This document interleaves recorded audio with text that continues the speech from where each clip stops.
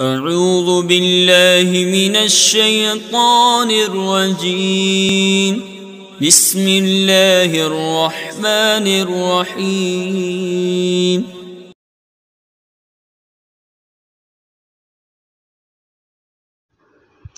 بسم اللہ الرحمن الرحیم۔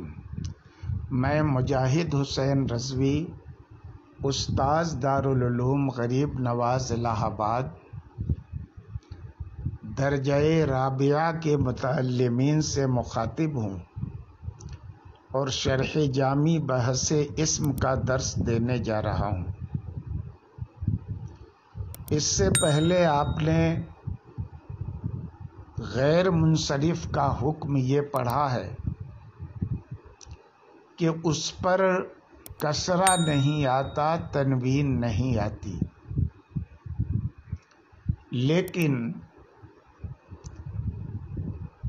ضرورت شعری کی بنیاد پر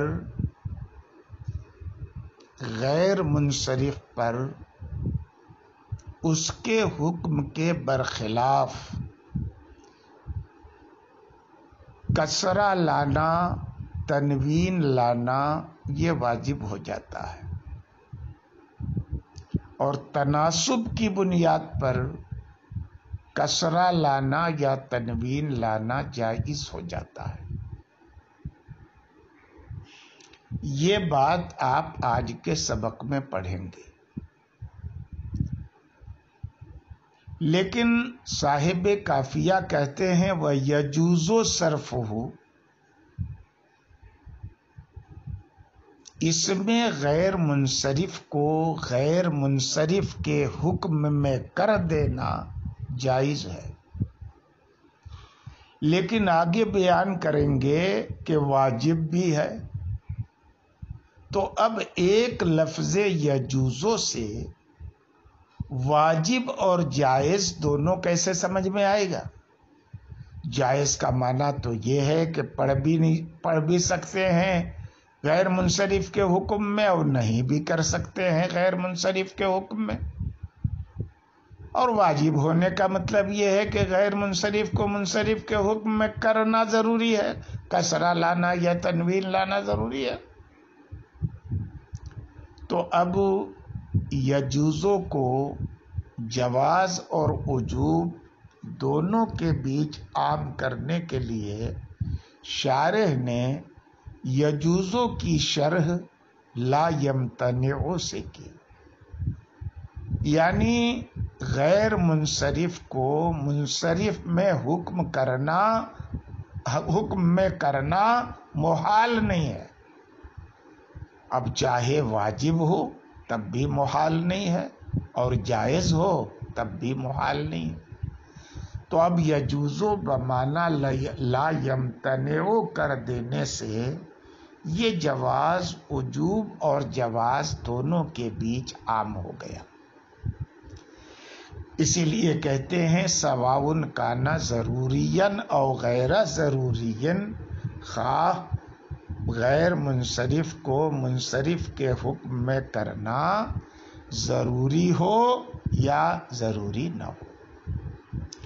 صرفہ، اس کی شرح کہتے ہیں جعلہ فی حکم المنصرف، اس کو منصرف کے حکم میں کر دینا، یعنی صرف کا اصطلاحی معنی مراد ہے منصرف کرنا، یہ لغوی معنی مراد نہیں ہے۔ کیسے منصرف کے حکم میں کریں گے کہ اس کا حکم اٹھا دیں گے۔ کیسے حکم اٹھائیں گے؟ بے ادخال الکسرۃ والتنوین فیہ، اس کے اندر کسرہ اور تنوین لا کے۔ کہتے ہیں لا جعلہ منصرفاً حقیقتاً، ضرورت کی بنیاد پر یا تناسب کی بنیاد پر غیر منصرف کو حقیقتاً منصرف نہیں بنایا جاتا، وہ رہتا تو غیر منصرف ہے، خالی حکماً منصرف ہو جاتا ہے۔ کیوں یہ تشریح کرنے کی ضرورت پڑی کہ حقیقتاً منصرف ہونا مراد نہیں ہے، بلکہ منصرف کے حکم میں ہو جانا مراد ہے۔ کیوں یہ کہنا پڑا؟ اس لیے کہنا پڑا کہ مصنف نے جو غیر منصرف کی تعریف کی ہے وہ یہ کی ہے کہ غیر منصرف وہ اسم ہے جس میں دو علتیں یا دو علتوں کے قائم مقام ایک علت ہو۔ تو اب جہاں ضرورت شعری آ جائے یا تناسب پیدا کرنا ہو تو وہاں پر یہ تھوڑی ہو جائے گا کہ اس میں غیر منصرف ان دو علتوں سے خالی ہو جائے گا کہ حقیقتاً منصرف ہو جائے۔ وہ علتیں تو اپنی جگہ پر رہیں گی، خالی حکم بدل جائے گا کہ اور کیسے منصرف کے حکم میں کریں گے؟ بِإِدْخَالِ الْكَسْرَةِ وَالتَّنْوِينِ، کسرہ اور تنوین داخل کر کے لا یلزمو اور کسرہ اور تنوین داخل کرنے سے اسم کا دونوں علتوں سے خالی ہونا لازم نہیں ہے۔ اس لیے اسم تو غیر منصرف رہے گا لیکن اس کا حکم منصرف والا ہو جائے گا۔ صرف کو شارح نے اصطلاحی معنی میں استعمال کیا ہے، یہ بتایا شارح نے۔ کچھ لوگوں نے کہا کہ نہیں، صرف کا معنی صرفہ میں لغوی ہے، اصطلاحی نہیں ہے، اور صرفہ میں ہو کی ضمیر کا مرجع حکم کی طرف مرجع حکم ہے۔ اب مطلب کیا ہوا کہ غیر منصرف کے حکم کو پھیر دینا محال نہیں ہے۔ کس کی طرف پھیرنا؟ وہ انڈر اسٹوڈ ہے، سمجھ میں آنے والا ہے، منصرف کی طرف پھیر دینا، بات ختم ہو گئی۔ لضرورت وزن شعر اور رعایت القافیہ، یعنی وزن شعر کی ضرورت کی وجہ سے کہ اگر ہم غیر منصرف پڑھیں گے اس کو کسرہ تنوین داخل نہیں کریں گے تو شعر کا وزن گر جائے گا، یا قافیے کی رعایت میں کہ اگر ہم اس میں غیر منصرف کو کسی مقام پر اگر غیر منصرف پڑھیں تو قافیے کی رعایت برقرار نہیں رہ پائے گی، ہے نا؟ تو ایسی صورت میں کیا ہے، اس کو غیر منصرف کے حکم میں کر دیں گے، اس لیے کہ جب غیر منصرف شعر میں واقع ہوتا ہے تو بسا اوقات اس کو غیر منصرف پڑھنے سے ایسا انکسار واقع ہو جاتا ہے جو انکسار شعر کو وزن سے باہر کر دیتا ہے، یا ایسا زحاف واقع ہو جاتا ہے جس کی بنیاد پر شعر میں سلاست اور روانی برقرار نہیں رہتی۔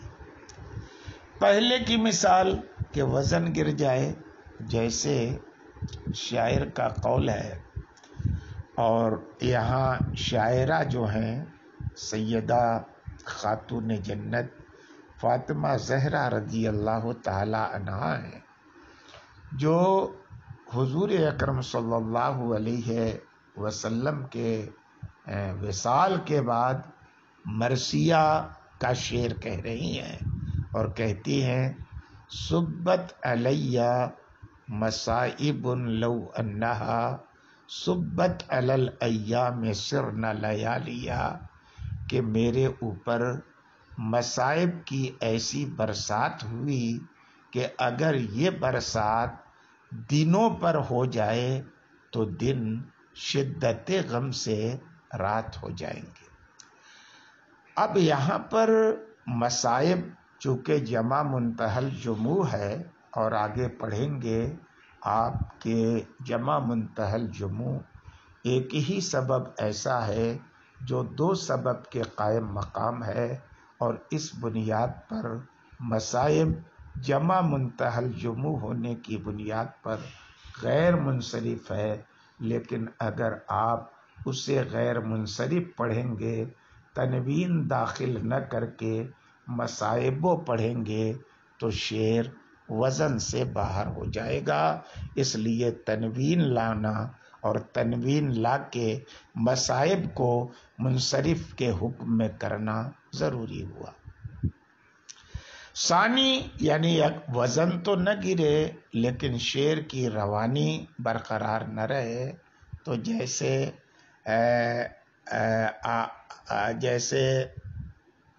ایک شاعر کا قول ہے،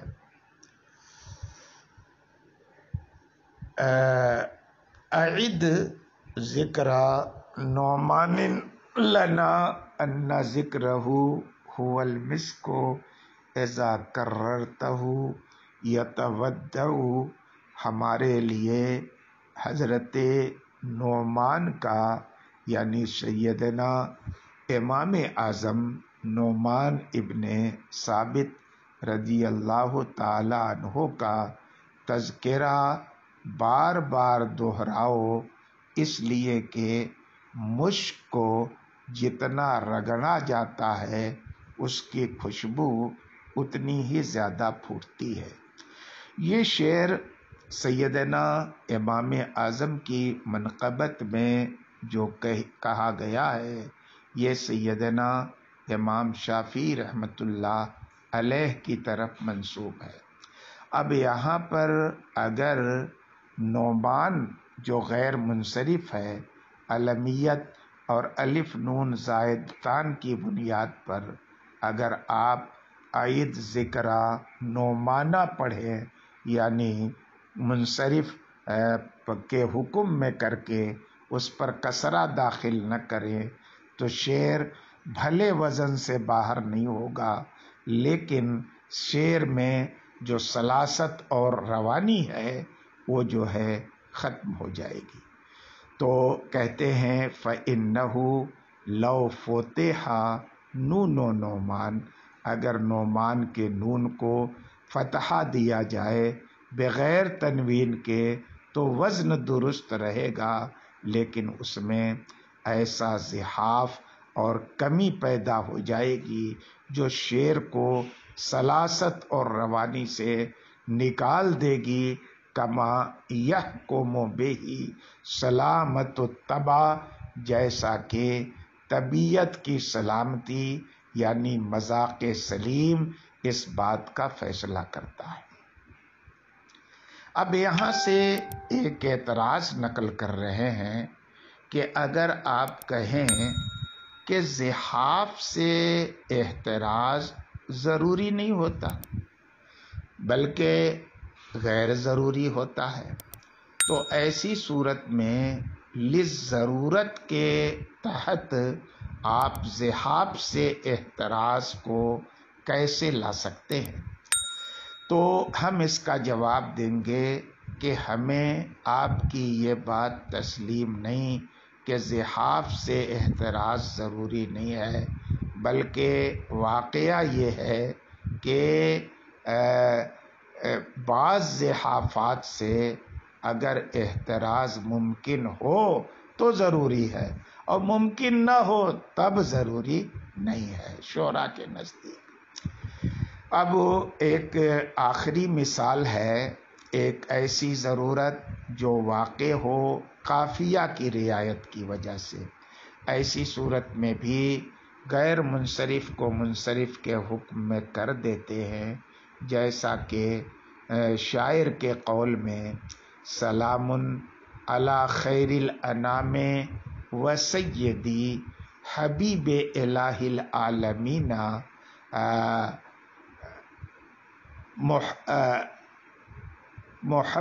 حبیب الہ العالمین محمدی بشیر نذیر ہاشمی مکرم عطوف رؤوف من یسمى بأحمدی۔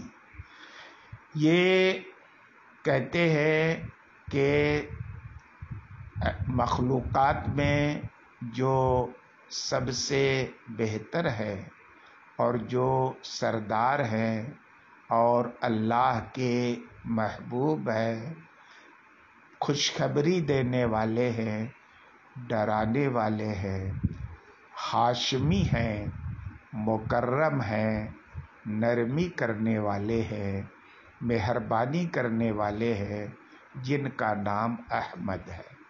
تو یہاں پر احمد وزن فعل اور علمیت کی بنیاد پر غیر منصرف ہے، لیکن اگر اس کو منصرف کے حکم میں کر کے دال پر ہم کسرہ نہیں پڑھیں گے تو پھر قافیے کی رعایت نہیں ہوگی۔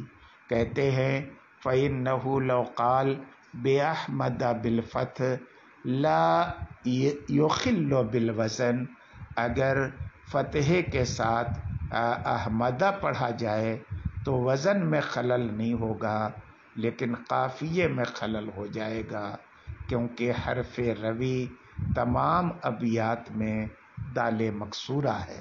شعر کا جو آخری حرف ہے حرف روی، وہ دال مکسورہ ہے۔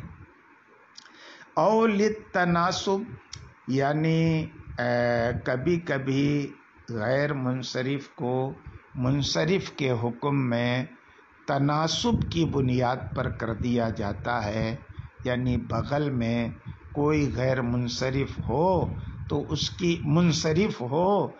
اس کی رعایت میں غیر منصرف کو بھی منصرف کر دیا جاتا ہے۔ تناسب پیدا کرنے کے لیے جو منصرف ہے اس کو غیر منصرف نہیں کیا جاتا، بلکہ جو غیر منصرف ہے اس کو منصرف کیا جاتا ہے، یعنی منصرف کے حکم میں کیا جاتا ہے، کیونکہ انصراف اسم میں اصل ہے تو اب مناسبت اصل کی حالت سے پیدا کی جائے گی، نہ کہ خلاف اصل کی حالت سے۔ تو اب غیر منصرف کو منصرف کے حکم میں کرنا کیوں جائز ہے؟ لِيَحْصُلَ التَّنَاسُبُ بَيْنَهُ وَبَيْنَ الْمُنصَرِفِ، تاکہ تناسب یہ غیر منصرف کے درمیان اور منصرف کے درمیان حاصل ہو جائے، کیونکہ کلمات کے مابین تناسب کی رعایت کرنا اہل عرب کے نزدیک انتہائی اہم کام ہے، اگرچہ یہ حد ضرورت تک نہیں پہنچتا۔